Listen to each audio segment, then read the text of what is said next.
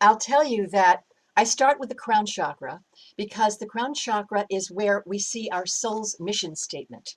Who is it that we came here to be? What are we really expressing through our life at this time? And sometimes in a crown chakra, I'll see a movie in my head. There was a woman for whom I did this, and I saw a caravan crossing the like Gobi Desert. And then the caravan was in the Sahara. And then, and, and I just describe all of that. And that's all part of the soul's journey, which is why I call them SoulJourney Energy Portraits. So the crown chakra comes out like this of the top of the head. And in this one, it tells me that the purple describes a passionate zeal for following the energy of the highest example of the divine a person can think of. I often think of it as the passion that a nun has for Christ, that there is no being more worthy of attention and adoration than this being who I worship. So this is, so that's the purple. Beautiful. And then there's turquoise, also in the crown chakra. Turquoise is the color of innovation. So this person is an innovative thinker. And then right here is what I called the solar disc. And it is. It is a circle that is in metallic gold. And when now you can see how it shines. Beautiful. In a crown, in a chakra anywhere, and it shows up in other places too here. Metallic gold is the symbol of divine creator energy.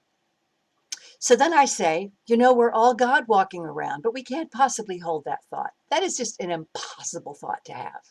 But we are. We are that creation carrying the imprint and the spirit of the divine creator.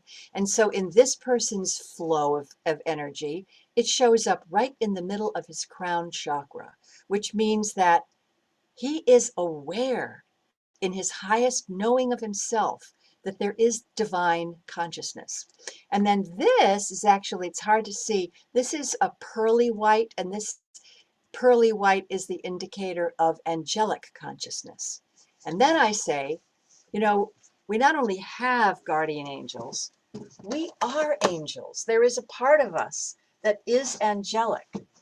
There is a part of us that carries that energy. The angel is the part of us that says, I've got this. You go, you do your thing. I got you. Don't hesitate. I'm here. Because the angel can only do one thing. And the angel in us is keeping the force of our essential, authentic being in mind, promoting that being, that journey. So now you see over here, there are squiggles. These squiggles are actually language that comes from somewhere off, not on the earth. Some people call it light language. Since I learned to do these from my own process and not from a teacher who gave me words for it, I don't call it light language. It is languaging. And in fact, I know someone who can look at these symbols and translate them into English, into concepts, and talk about the concepts. I don't know what they mean. I call them notes from the soul. I say to people, you may have a feeling when you look at these symbols that they mean something to you. I don't know. I don't know what they mean, but they're there and they're part of the multi-dimensional self. I mean, we are all over the place, right? So this is a note from one of those parts of us out there who is sending us information saying, do this, think this. This is going on right now. We are impulsed from all of our expanded self. We are like a constellation. We don't just exist in this head. We're a constellation and we exist everywhere. And the stars in that constellation twinkle in our direction and send us guidelines. Okay, so this is the Ajna Chakra. That's where he's navigating his life. The pink actually is the heart chakra. The pink and the green are the heart chakra. The gold is the solar plexus. The sacral chakra is the purple. And again, you can see that there are more of the off-planet symbols in the sacral chakra. And then the lower part of this is the root chakra. And again, because this is a portrait, the root chakra does not necessarily show us how we are rooted to the earth, but rather how we are rooted, how we are connected to the ground of our being. And the ground of our being, if, as in this portrait, if we are highly multidimensional, that is, if we're getting information from all over the place and it shows up, it's very likely that the root chakra is not going to be a tone of red or brown or whatever the classic root chakra descriptions are. I had to make myself, by the way, I had to make myself forget what I'd learned about the chakras. If, for instance, if this had not been purple, if it had been orange, because orange is the opposite of purple, or if the, either one of these, if, like, I once saw a woman whose solar plexus was green, and I stopped, I said, this doesn't feel right. I didn't say that to her. It didn't feel right. So I stopped and I found there was a story there. And the story was about a little girl who was feeling rejected by her family. And so I told the story, and then what I do is I rock that little part, what I see. Oh, honey, oh, I'm so sorry. It's okay now. It's okay now. We're here. You're safe.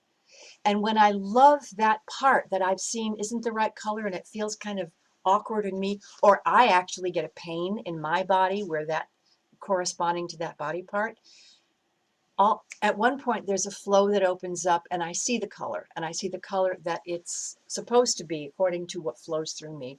And that's a healing. So I wanted to tell you more about the root chakra. This happens to be sort of brownish. I said, okay, so there's an element of earth, even though it's metallic. It's a metallic copper. This portrait, which is his wife, in this portrait, her root chakra is metallic blue. It's all blue and silver. It has nothing to do with the physical earth, because her multidimensional being is rooted in off-planet knowledge, which is silver, and blue, the color of service.